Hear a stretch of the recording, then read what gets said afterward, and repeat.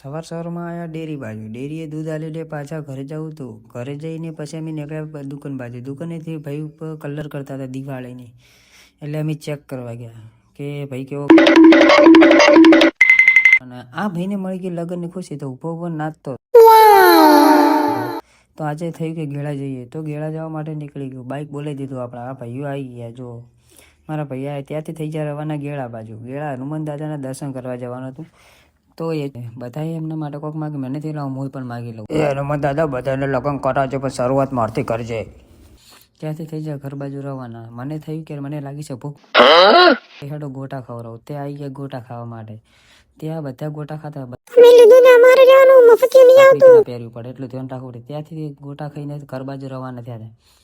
અને હાથ બીજા ધોઈને તૈયાર હતા. ના ભાઈને લાગી હતી તીખું. ભાઈ કીધું તું આપણેથી પૂરો થાય આપણો.